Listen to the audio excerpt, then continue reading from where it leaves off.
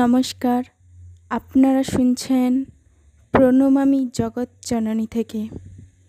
আজ আপনাদের শোনাব অমৃতধারা গ্রন্থের পাঠ।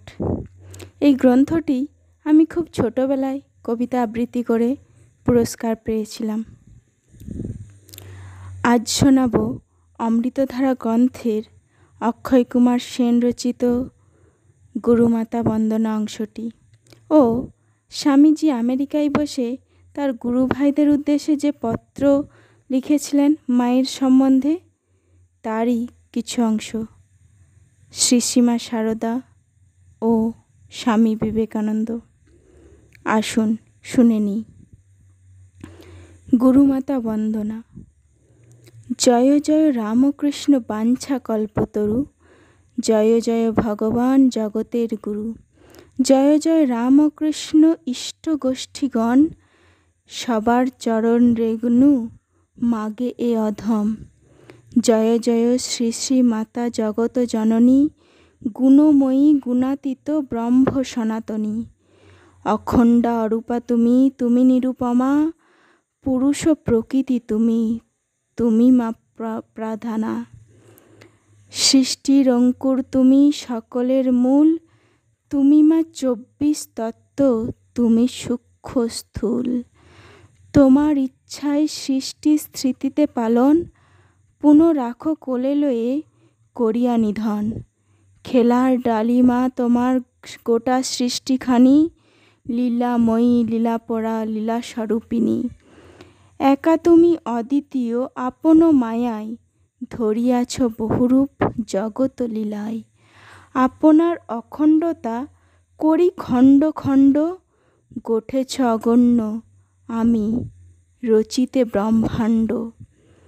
গুপ্তভাবে আপ্ত করো লীলা করো গো জননী, মায়াই তোমার জীবে করে আমি আমি। মা তোমার নরলীলা লীলা শ্রেষ্ঠ গণী, অযোধ্যায় সীতারূপে জনক নন্দিনী। রামময় প্রাণভাব প্রাণেরও আরাম, মন প্রাণ ধ্যান জ্ঞান দুর্বাদল শ্যাম। অগোটা জনম দুঃখ সহিলে পরাণে, জনম দুঃখিনী সীতা পুরাণে বাখানে। বৃন্দাবনে রায়রূপে কৃষ্ণ পাগলিনী, শুদ্ধ সত্য তনু মহাভাব স্বরূপিণী। উমারূপে হিমালয়ে নগেন্দ্র নন্দিনী, করিলে কৈলাসে বাস হইয়া ঈশানী। জগৎ জননী রূপে এখনও লীলায়, পূর্ণিত অন্তর রাধার স্নেহ করুণায়। কি বলো গো মা, সহিতে কি পারি, বিশ্বেশ্বর প্রভুদেব তুমি বিশ্বেশ্বরী। নিরখি যখন মাগো চরণ কমলে, অতি তুচ্ছ স্বর্গ ধরা ধরাতলে।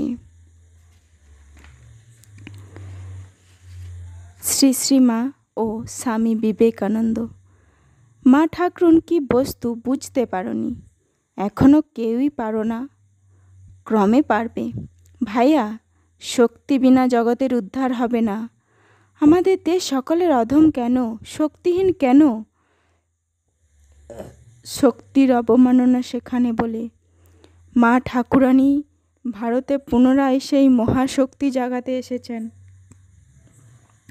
তাকে অবলম্বন করে আবার সব গার্গী মৈত্রেয়ী জগতে জন্মাবে। দেখছো কি ভাইয়া, ক্রমে সব বুঝবে। এই জন্য তার মঠ প্রথমে চাই। রামকৃষ্ণ পরমহংস বরং যান, আমি ভীত নই। মা ঠাকুরানী গেলে সর্বনাশ।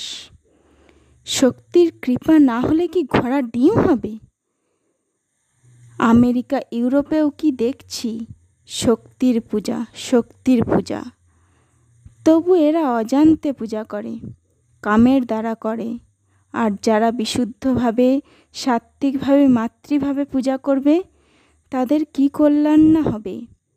আমার চোখ খুলে যাচ্ছে, দিন দিন সব বুঝতে পারছি। সেই জন্য আগে মায়ের জন্য মঠ করতে হবে। আগে মা আর মায়ের মেয়েরা, তারপর বাবা আর বাপের ছেলেরা। এই কথা বুঝতে পারো কি?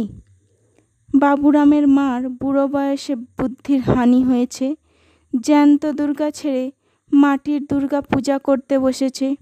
দাদা, বিশ্বাস বড় ধন।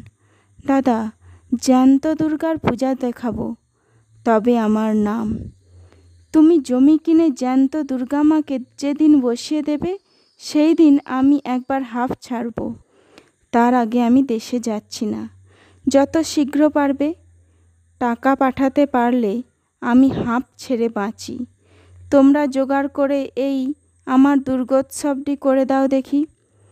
গিরিশ ঘোষ মায়ের পূজা খুব করছে, ধন্য সে, তার কুল ধন্য। দাদা, মায়ের কথা মনে পড়লে সময় সময় বলি, কো রাম। দাদা, ওই যে বলছি, ওইখানটাই আমার গোঁড়ামি। রামকৃষ্ণ পরমহংস ঈশ্বর ছিলেন কি মানুষ ছিলেন, যা হয় বলো দাদা, কিন্তু যার মায়ের উপর ভক্তি নাই তাকে ধিক্কার দিও। নমস্কার, আজ এই পর্যন্তই। আরও নতুন নতুন পাঠ ও আলোচনা শুনতে প্রণমামী জগৎজননী সাবস্ক্রাইব করে পাশে থাকুন। লাইক ও পাঠ কেমন লাগছে কমেন্ট করুন ও বন্ধুবান্ধবদের শোনাতে শেয়ার করুন। ধন্যবাদ।